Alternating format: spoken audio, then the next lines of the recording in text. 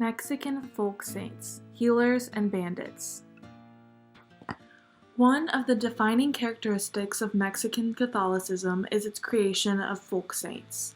These type of saints exist outside of the Roman Catholic Church. They are not officially recognized, but for thousands living in Mexico and the borderlands, that does not matter. What matters to them is the deep connection they have with these folk saints. In the Mexican faith, there are many different types of folk saints. Some folk saints were at one point real people, such as Juan Soldado or Teresa Urrea. Some saints were taken from Aztec gods and goddesses and adapted to be turned into Mexican folk saints, such as Santa Muerte. Other folk saints were traditional Catholic images, such as baby Jesus, that were altered in some way to make them distinctly Mexican, such as Niño Jesus Doctor. Today, I'm going to be looking at the folk saints who at one point were real living people. There are two main categories of living folk saints: healers and bandits. Many of the folk saints who have the longest and most influential legacy are those who during their lives were either healers, curanderos, or were outside of the law. I found it surprising that two very different lifestyles could be worshipped and revered by thousands of Mexicans. However, there is one similarity between all of these figures. During their lives, all of these people fought for those in poverty. I will look at 6 examples of folk saints, 3 outlaws, and 3 healers, and look at why they were worshipped after their death, and in some cases during their lives. Their lives vary in many ways, but one similarity is that they all were on the side of the poor and poverty-stricken, the mestizos who had nothing. These folk saints recognized their suffering and pain. The healers did this through physical and spiritually helping those in pain.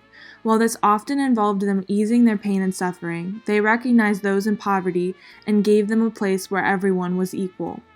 The bandits did this through standing up against a corrupt and unjust government.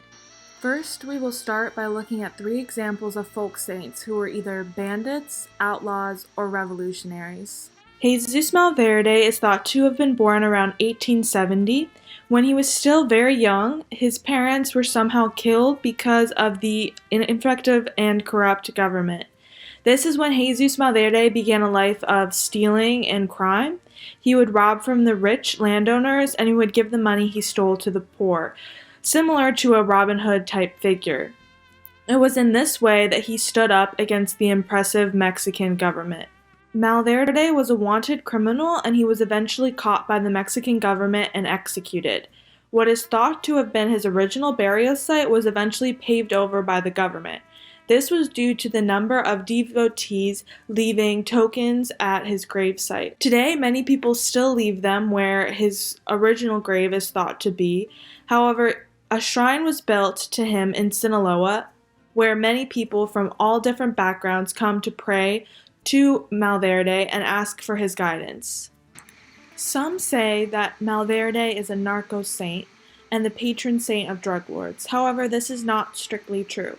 While many criminals and drug lords do visit his shrine in Sinaloa, Jesus Malverde is the patron saint of those who exist outside of the official boundaries, the socially and economically marginalized people and the downtrodden. By worshiping Malverde, these outsiders are being recognized and are given a platform to exist in Mexico. Next up is Juan Soldado, who was born Juan Morales in 1918. After his parents died, he joined the Mexican military and was living in Tijuana. He was accused of the rape and murder of an 8-year-old girl named Olga Martinez. He was found guilty and executed by the La Fuga method. This is where his executioners told him to try and escape and they shot him to death. After his death, many people began reporting miracles at his gravesite, and this has grown into a devotion to Juan Soldado, and he has become the patron saint of Tijuana. Many people today who worship him believe he was falsely accused of the crime and was actually acting in a Christian way by taking the blame for someone else. Juan Soldado is seen by many of his followers as a victim of a state. They believe him wrongfully accused and executed, and they believe that those who are wrongfully accused sit closer to God in heaven. This means that their prayers to this person will be answered quicker. And this is what has spurred the large devotion to Juan Soldado in Tijuana and throughout the borderlands. Many people in Mexico understand what it is like to be wrongfully accused or to be considered worthless in the eyes of the state. They know that their death and life do not matter. This is what draws so many people to Juan Soldado. They can relate to the unjustness that he has suffered, and they pray to him to help them with their own struggles. Lastly, we will look at Pancho Villa. Pancho Villa was born sometime between 1872 and 1878. It is not entirely clear.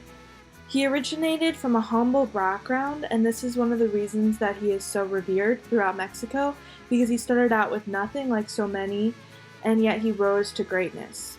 A tragedy struck his family when he was an adolescent, and this is what started his life of crime. Like Malverde, he stole from the rich and gave to the poor.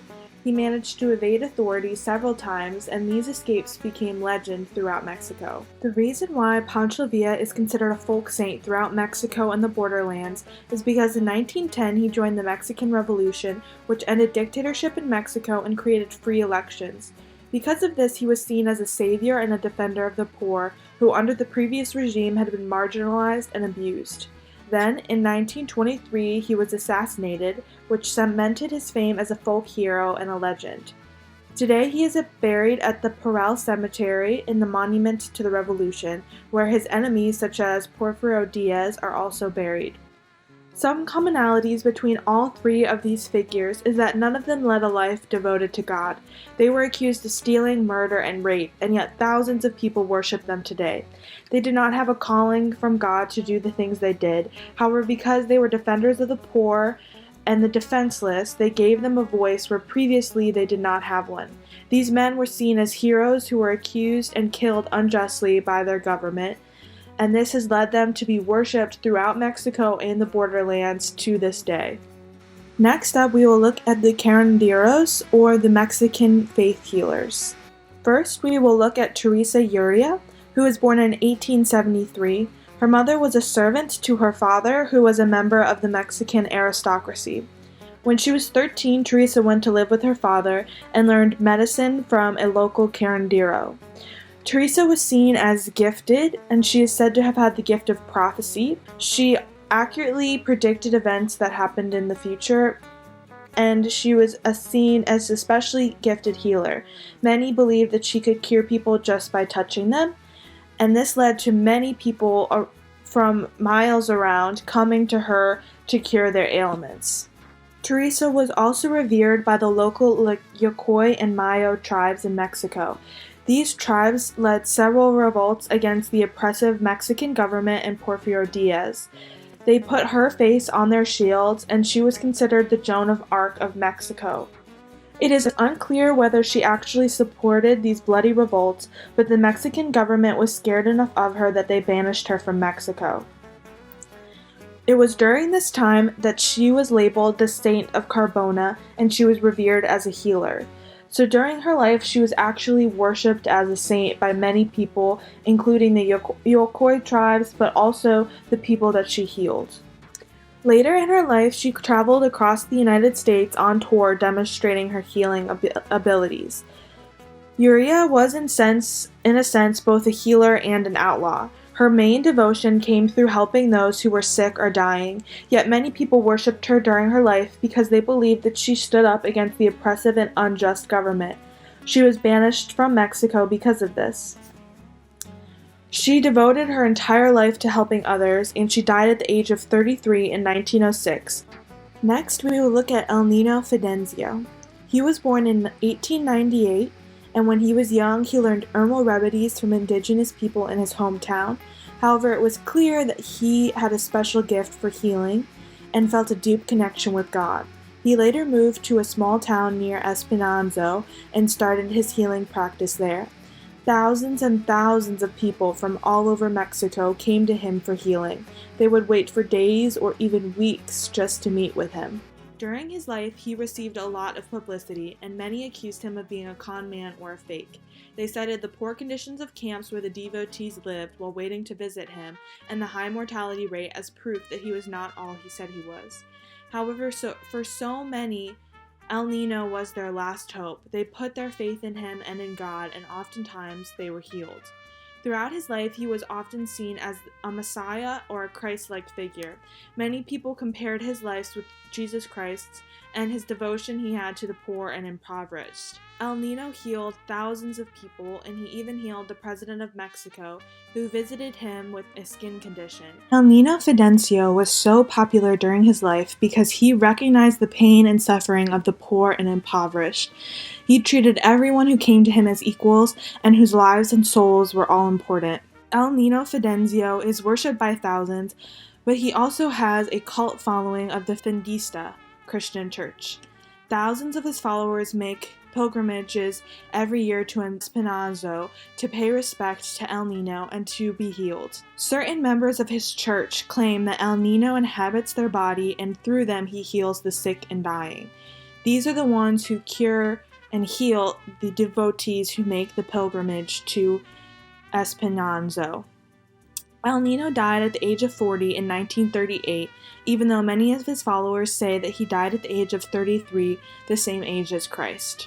Lastly, we will look at Don Pedro Virgilio. He was born in 1829 and did not become a curandero until around the age of 50. Don Pedro was out riding when he fell off his horse and broke his nose. He could not move or get help and was in excruciating pain. As he laid there, he thought to put some mud from a nearby stream on his nose, and this greatly eased his pain, and once he was healed, he had a vision from God, who told him that he was to help cure people the rest of his life, which is exactly what he did. Many of his cures involved drinking water or bathing in mud or water. He also is said to have had psychic abilities similar to Teresa Uria, where he could see the future and could read people's minds. He died in 1907 and has a shrine devoted to him where many of his followers visit him to pray for guidance or cures. His shrine is covered with notes and tokens from the many people who Don Pedro has helped. All three of these figures devoted their lives to God and to healing. They all believed that their powers were given to them by God and were to be used to help as many people as possible. They are very different from the outlaws and yet very similar. All of these folk saints are revered throughout Mexico and the borderlands because they were heroes of the poor. They all recognized the inequality or fought against the corrupt regime that was the cause of the impoverished throughout Mexico.